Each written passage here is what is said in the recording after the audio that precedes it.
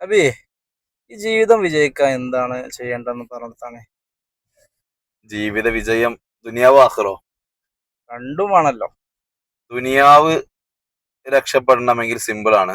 ആഖിറത്തിന് വേണ്ടി പണിയെടുത്താൽ മതി. ആഖിറത്തിന് വേണ്ടി ജീവിക്കുകയാണെങ്കിൽ ദുനിയാവും കിട്ടും, ആഖിറും കിട്ടും.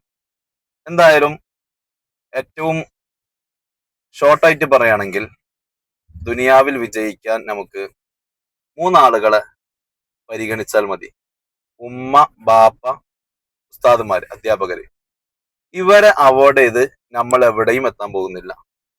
ദുനിയാവിൽ വിജയിച്ചവരാരും അല്ലെങ്കിൽ ജീവിതത്തിൽ വിജയിച്ചവരാരും വിജയിച്ചതിന്റെ രഹസ്യം ഈ മൂന്നാളുകളെ പരിഗണിച്ചതിന്റെ പേരിൽ മാത്രമാണ്.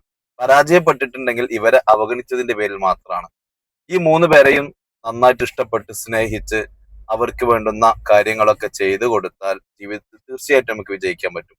പ്രത്യേകിച്ച് പുതിയ കാല രക്ഷിതാക്കളോട് പറയാനുള്ളത്, മക്കളുടെ മദ്രസ അധ്യാപകരെ, സ്കൂളിലെ അധ്യാപകരെ ചെറിയ ചെറിയ കാര്യങ്ങളുടെ പേരിൽ ചോദ്യം ചെയ്യുന്ന ശൈലിയിലൊക്കെ ജീവിക്കുന്ന ആളുകളുണ്ട്.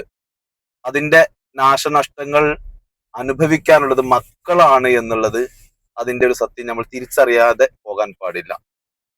ഉമ്മാനെ നന്നായിട്ട് പരിഗണിക്കണം. ഉമ്മന്റെ കാലിന്റെ താഴെയാണ് സ്വർഗമുള്ളത്, അഥവാ ഉമ്മന്റെ കാലോളം നമ്മൾ താഴണം. ബാപ്പ സ്വർഗത്തിന്റെ സെൻട്രൽ ഗേറ്റ് ആണ്. ബാപ്പാനെ പരിഗണിക്കാണ്ട് സ്വർഗത്തിലെത്താൻ പറ്റില്ല എന്ന് മനസ്സിലാക്കാം. അല്ലെങ്കിൽ നമുക്കൊക്കെ അറിയാം, യൂസുഫ് അലി സാഹബ് നല്ല കോടീശ്വരനാണ്. യൂസുഫ് അലി സാഹിബിന്റെ ഒരു പ്രത്യേകത, അദ്ദേഹത്തിന്റെ ഉമ്മ മരണപ്പെട്ടിട്ടുണ്ട്.